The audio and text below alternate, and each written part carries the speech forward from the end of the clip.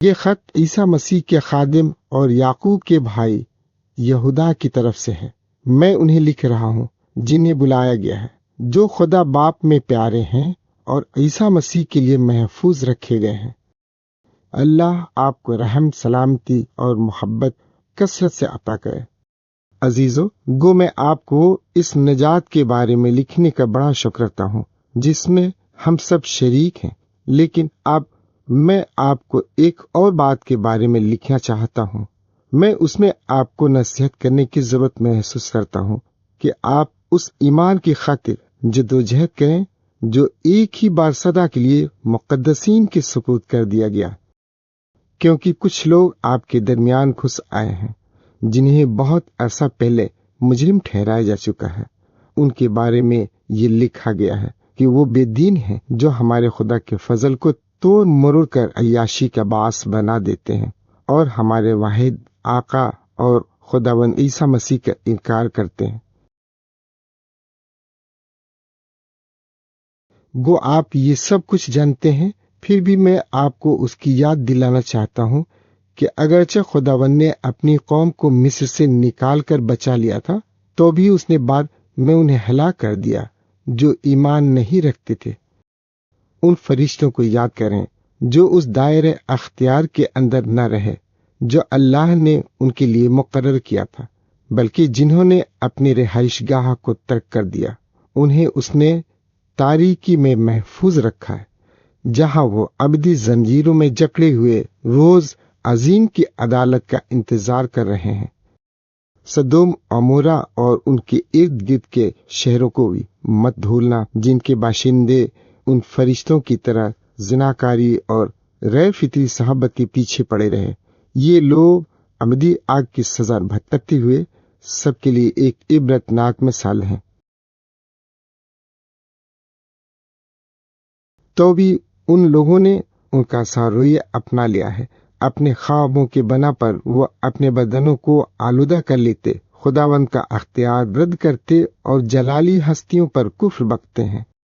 ان کے مقابلے میں سردار فرشتے میکائیل کے رویے پر غور کریں۔ جب وہ ابلیس سے جھگڑتے وقت موسیٰ کی لاش کے بارے میں بحث مباحثہ کر رہا تھا، تو اس نے ابلیس پر کفر بکنے کا فیصلہ کرنے کی جرات نہ کی، بلکہ صرف اتنا ہی کہا، رب آپ کو ڈانٹے۔ لیکن یہ لوگ ہر ایسی بات کے بارے میں کفر بکتے ہیں جو ان کی سمجھ میں نہیں آتی، اور جو کچھ وہ فطری طور پر بے سمجھ جانوروں کی طرح سمجھتے ہیں وہی انہیں تباہ کر دیتا ہے۔ ان پر افسوس، انہوں نے قابلیل کی راہ اختیار کی ہے۔ پیسوں کے لالچ میں انہوں نے اپنے آپ کو پورے طور پر اس غلطی کے حوالے کر دیا ہے جو بلعام نے کی۔ وہ قورہ کی طرح باغی ہو کر ہلاک ہوئے ہیں۔ جب یہ لوگ خداوند کی محبت کو یاد کرنے والے رفاقتی کھانوں میں شریک ہوتے ہیں تو رفاقت کے لیے دھردے بن جاتے ہیں۔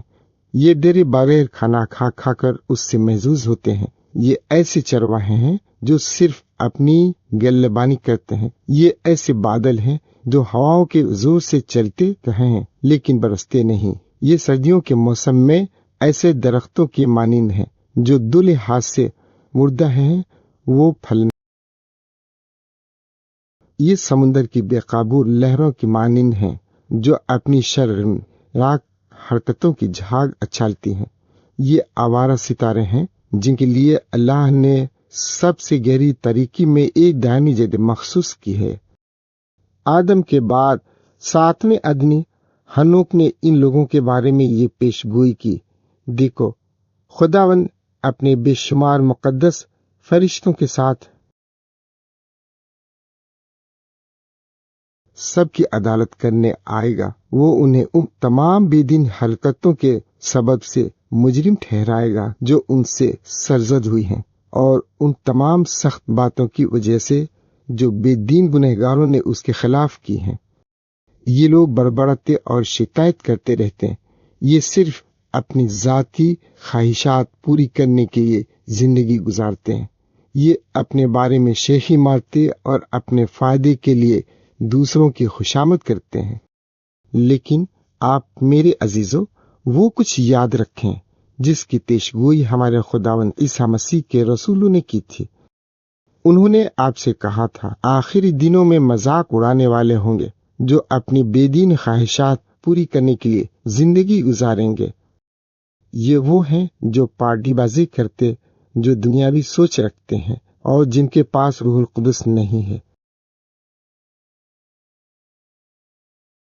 لیکن آپ میرے عزیزوں، اپنے آپ کو اپنے مقدس ترین ایمان کی بنیاد پر تعمیر کریں اور روح القدس میں دعا کریں۔